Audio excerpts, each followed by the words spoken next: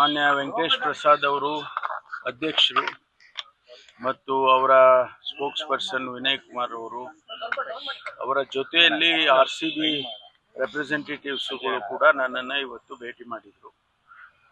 ನಾವು ಈಗಾಗಲೇ ಏನು 4ನೇ ಮಾರ್ಚಲ್ಲಿ ಘಟನೆ ನಡೆದಿತ್ತು, ಅದರ ಹಿನ್ನೆಲೆಯಲ್ಲಿ ನಾವು ಸರ್ಕಾರ ಜಸ್ಟಿಸ್ ಕುನ್ನಾ ಅವರನ್ನು ಸಮಿತಿ ಮಾಡಿ ಏನೆಲ್ಲ ಆಗಿದೆ ಅದನ್ನು ಮತ್ತು ಅದಕ್ಕೆ ಕರೆಕ್ಟಿವ್ ಮೆಷರ್ಸ್ ಏನು ತಗೋಬೇಕು ಅದನ್ನೆಲ್ಲ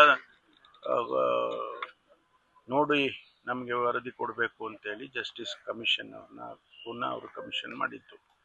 ಅವರು ವರದಿಯನ್ನು ಕೊಟ್ಟಿದ್ದಾರೆ. ಆ ವರದಿಯ ಆಧಾರದ ಮೇಲೆ ನಾವು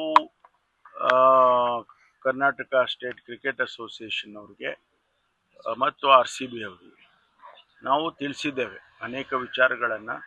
ಅವರಿಗೆ ಏನು ಜಸ್ಟಿಸ್ ಕುನ್ನಾ ಅವರ ವರದಿಯಲ್ಲಿ ನಮೂದನೆ ಮಾಡಿದ್ದಾರೆ, ಅವರ ರೆಕಮೆಂಡೇಶನ್ಸ್ ಏನಿದ್ದಾವೆ ಅದನ್ನೆಲ್ಲ ಫುಲ್ಫಿಲ್ ಮಾಡಬೇಕು ಅಂತೇಳಿ ಅವರಿಗೆ ನಾವು ಪತ್ರದ ಮೂಲಕ ತಿಳಿಸಿದ್ದೇವೆ.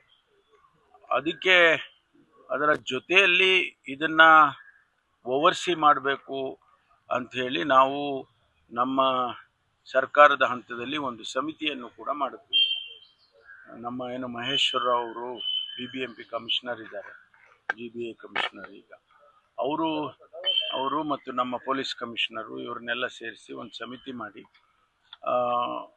ಸ್ಟೇಡಿಯಂನ ವಿಸಿಟ್ ಮಾಡಿ ಏನೆಲ್ಲ ಈ ಕರೆಕ್ಟಿವ್ ಮೆಷರ್ಸ್ ತಗೊಳ್ಳೋದಕ್ಕೆ ಸಮಯ ಮತ್ತೊಂದು ಎಲ್ಲ ನಿಗದಿ ಮಾಡಬೇಕು ಅಂತೇಳಿ ನಾವು ಮಾಡಿದ್ದು. ಅವರು ಕೂಡ ಅವರಿಗೆ ಸೂಚನೆಯನ್ನು ಕೊಟ್ಟಿದ್ದಾರೆ. ಸುಮಾರು 17-18 ಪಾಯಿಂಟ್ಸ್ ಹಾಕಿ ಅವರು ಕೊಟ್ಟಿದ್ದಾರೆ. ಅದನ್ನೆಲ್ಲ ಮಾಡ್ತಾ ಇದ್ದಾರೆ.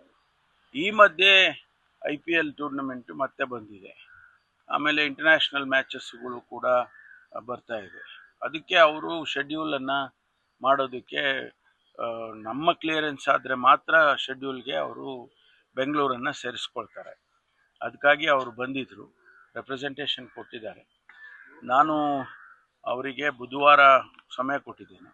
ನಮ್ಮ ಅಧಿಕಾರಿಗಳು, BBMP ಕಮಿಷನರು, ಆಮೇಲೆ ನಮ್ಮ ಪೊಲೀಸ್ ಕಮಿಷನರು ಮತ್ತು ಇನ್ನಿತರೆ ಅಧಿಕಾರಿಗಳು ಅವ್ರನ್ನೆಲ್ಲ ಕರೆದು ನಾವು ಲಾ ಡಿಪಾರ್ಟ್ಮೆಂಟ್ನಲ್ಲಿ ಲಾ ಡಿಪಾರ್ಟ್ಮೆಂಟ್ ರೆಪ್ರೆಸೆಂಟೇಟಿವ್ಸು ಇವ್ರನ್ನೆಲ್ಲ ಕರೆದು ಒಂದು ಸಭೆ ಮಾಡ್ತೀನಿ.